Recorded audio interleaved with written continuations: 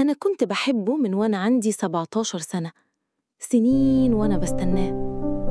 كنت بحلم بلحظة واحدة بس، اللحظة اللي ألبس فيها الفستان الأبيض وهو جنبي.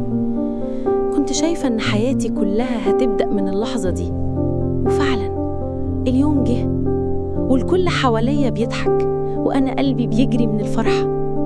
أهلي حواليا وصاحبتي المقربة ماسكة إيدي، كانت بتضحك لي وتقول لي النهاردة هتعيشي أحلى يوم في عمرك، وأنا صدقت. لكن اللي حصل بعدها غير كل حاجة. قصص وروايات ميدو، احنا بنبدأ الحكاية، والمفاجأة دايما مستنياك في الآخر. كان ناسي موبايله وجاله إشعار، رسالة من رقم أنا حافظاه، صاحبتي. فتحت الرسالة وشفت جملة واحدة بس خلت دنيتي تلف بيا. كان كاتب لها ما تخافيش، كل حاجة ماشية زي ما اتفقنا، بعد الفرح هكلمها. ما فهمتش، بس قلبي فهم قبل عقل، اللي بينه وبينها مش مجرد كلام. في لحظة اليوم اللي كنت مستنياه من سنين اتحول لكابوس وأنا لسه لابسة الفستان. بس أنا ما صرختش، ما عيطتش قدام حد، ما جريتش ولا حتى واجهته.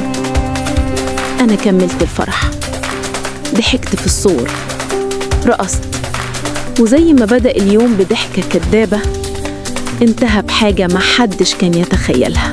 كأن حاجة جوايا ماتت، بس كان لازم أكمل.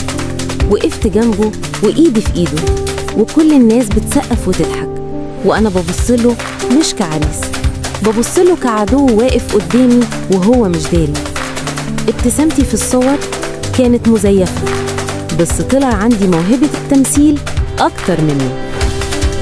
قررت ما واجهوش، قررت أسيبه يغلط للنهاية، وأنا أبصله كأن ما حصلش حاجة، بس جوايا كنت بخطط. بعد أول رقصة بصيت له وقربت منه وهمستله بكلمة واحدة، هتفتكر اللحظة دي طول عمرك. ومشيت، سبته وسط الناس، وسط الكدبة اللي هو عملها، ومشيت بفستاني الأبيض، بس قلبي مش أبيض زي زمان. رجعت بيتي، قعدت لوحدي، فكرت في كل لحظة ضيعتها عليه، وفهمت إني كنت عايشة في وهم. وأكتر حاجة وجعتني مش الخيانة، اللي وجعني إنه خلاني أصدق إنه بيحبني. بعد كام يوم خدت صورتنا اللي اتصورتها معاه يوم الفرح وحطيتها على الترابيزة وقلت دي آخر مرة هبص فيها على وشك، وولعت فيها. ومن بعدها اختفيت، مفيش حد يعرف أنا فين ولا حتى هو. بس لو هو سمعني دلوقتي أحب أقوله شكراً، علمتني إن الخيانة مش نهاية، دي كانت البداية لنفسي من جديد.